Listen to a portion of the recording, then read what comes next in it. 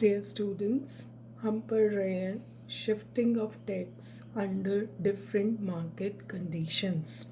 पहले हम पढ़ चुके हैं other factors which affect the shifting of taxes. आज हम डिफरेंट मार्केट कंडीशंस में किस तरह से टैक्सेस शिफ्ट किए जाते हैं, very very important topic. Shifting under perfect competition. सबसे पहले हम देखें कि परफेक्ट कंपटीशन अगर होता है तो टैक्सेस अगर गवर्नमेंट लगाती है तो उनको कैसे शिफ्ट किया जाता है। As you all know, the demand curve faced by the firm is perfectly elastic. पूर्णतः लोचदार मांग वक्र होता है एक परफेक्ट कंपटीशन में। आप मार्केट्स में पढ़ चुके हैं। Hence the price can not be increased by shifting the tax forward. आपको पता है कि जब फुली परफेक्टली इलास्टिक डिमांड होती है तो प्रोड्यूसर जो है वो प्राइस इंक्रीज नहीं कर सकता, तो वो टैक्स को शिफ्ट नहीं कर पाएगा because it all the product is available in market. वो किसी और प्रोड्यूसर से अपना सामान खरीद लेगा, तो पर प्राइस को शिफ्ट नहीं किया जा सकता परफेक्ट कंपटीशन में फॉरवर्ड। और similarly the tax can not be shifted backward. हम पढ़ चुके हैं दो तरह से शिफ्टिंग होती है, फॉरवर्ड और बैकवर्ड। बैकवर्ड क्यों नहीं कर पाएगा? Because the supply of factors is also perfectly elastic. उसका जो पूर्ति वक्र है वो भी पूर्णतः लोचदार है, इसलिए ही won't be able to shift the tax backward also.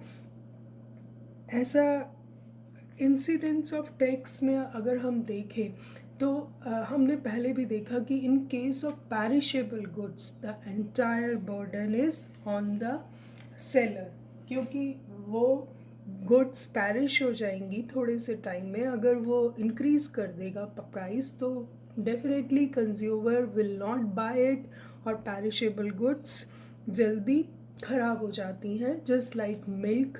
तो वो ही has to sell the good on the same price. वो ना उसको इंक्रीज नहीं कर पाएगा। तो in that case also the entire burden is on the seller. But in case of durable goods, the tax burden can be shifted to the consumer. How?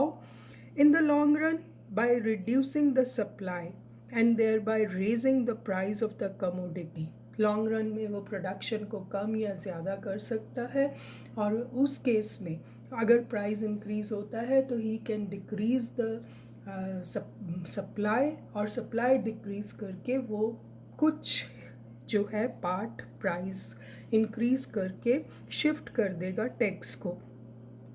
तो हमने देखा कि इस तरह से the incidence can be shifted only in the long run by reducing the supply and thereby raising the price of the commodity. Shifting is not possible in the short period or very short period, और nature of the good कैसी है इस पर भी depend करेगा।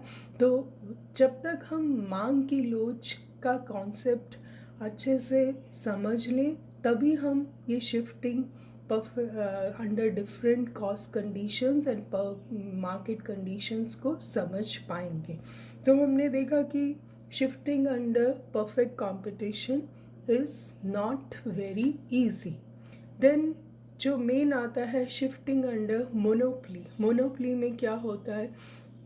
Monopoly में भी हमें लगता है कि मोनोपोलिस्ट जो है वो बहुत आसानी से अपने टैक्स को शिफ्ट कर सकता है, but this is not the case.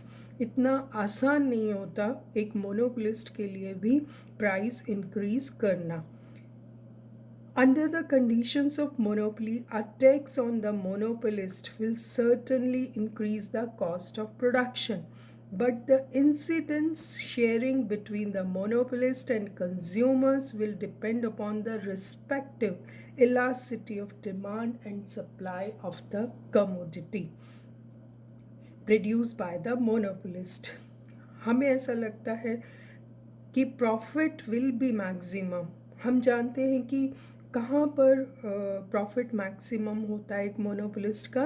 When marginal revenue equals marginal cost and the price is higher than either.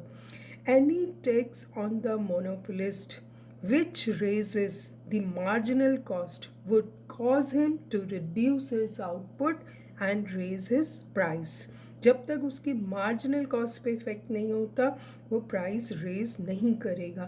But still he the extent to which the monopolist will succeed in shifting the tax burden of a depends on three factors. 3 बातों पर निर्भर करेगा.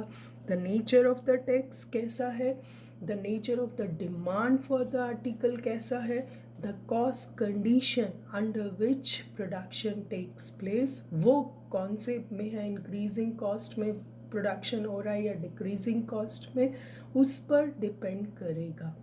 तो nature of the tax में हम already पढ़ चुके हैं. If a tax is levied upon profit or sales, the monopolist cannot shift the burden onto the consumers. This is because the position of cost and revenue curves cannot be changed according to his favor. क्योंकि अगर उसकी profit पर, यदि उसकी profit पर tax लगता है तो वो उसे खुद ही बेयर करेगा. क्योंकि एक मुश्त दो तरह से कर लग सकते हैं. एक तो स्पेसिफिक टैक्स लग सकता है, एक उसका एक मुश्त टैक्स, यानी कि उस केस में एक अधिकारी जो है वो अंतरित नहीं कर पाएगा जब पूर्ण रूप से खुद ही वहन करेगा, क्योंकि उसके कीमत उत्पादन सहयोग में कोई परिवर्तन नहीं हो रहा. When lump sum tax is imposed on a monopolist, he would not shift it to the consumer because उस टैक्स की वजह से उसकी कॉस्ट कंडीशंस में कोई फ़र्क नहीं पड़ रहा, एवरेज कॉस्ट और मार्जिनल कॉस्ट में. तो एक बात तो यहाँ क्लियर है कि जब तक उसके कॉस्ट कंडीशंस चेंज नहीं होगी, he will not shift the tax to the consumer, पहली बात. और जब वो एक मुश्त टैक्स यानी कि स्पेसिफिक टैक्स, प्रति इकाई टैक्स लगाया जाएगा, तो उससे क्या होगा, उसका सीमांत तथा औसत दोनों लागत वर्ग कर की राशि के बराबर ऊपर को सरक जाएंगे. ऑफकोर्स उसकी कॉस्ट कंडीशंस शिफ्ट हो जाएंगी ऊपर की तरफ, और फिर क्या करेगा, एकाधिकार कीमत कर की पूरी राशि के बराबर नहीं बढ़ती. फिर भी करयुक्त वस्तु की मांग की लोच पर निर्भर करेगा कि वह कर का भार आंशिक रूप से एकाधिकारी तथा आंशिक रूप से क्रेताओं पर वहन करवाने की कोशिश करेगा. तो आपने देखा कि लमसम टैक्स तो mostly paid by himself, but in case of specific tax on पर commodity he will try to shift it to the consumer. और उसमें भी फिर यही डिपेंड करेगा कि नेचर ऑफ टैक्स कैसा है और दूसरा डिमांड फॉर आर्टिकल कैसा है. मान लीजिए if the tax commodities having inelastic demand, the entire burden of the tax will fall on consumers. Same हम इस बात को पढ़ चुके हैं. अगर ऐसा है कि वो डिमांड जो है वो इनइलास्टिक है तो डेफिनेटली कंज्यूमर बेयर करेगा. Contrary, if the demand for the tax commodity is elastic, the entire burden of tax will fall on monopolist. और सेम वे सप्लाई, अगर मोनोपोलिस्ट प्रोडक्ट की इनइलास्टिक है, the burden of the tax will fall on the monopolist. And if the supply is elastic, the entire burden of tax will be on the consumer. तो आप ये सब चीज़ों को थोड़ा सा क्लियर कर ले. On the other hand, if the demand for the monopolist product is more elastic than its supply, अगर हम डिमांड और सप्लाई दोनों को कंपेयर करें तो burden of tax will fall on more on the monopolist than on the consumers. In a situation when demand is less elastic than its supply, the monopolist will bear less burden of tax than the consumer. तो हम देख सकते हैं कि इस तरह से कितना इफ़ेक्ट होता है कि जो मांग की लोच और पूर्ति की लोच है वही डिसाइड करती है कि कितना टैक्स बर्डन किस पर शिफ्ट होगा। तो हमने देख लिया कि दूसरा हमने ये भी देख लिया कि tax can be he can be taxed in three different ways.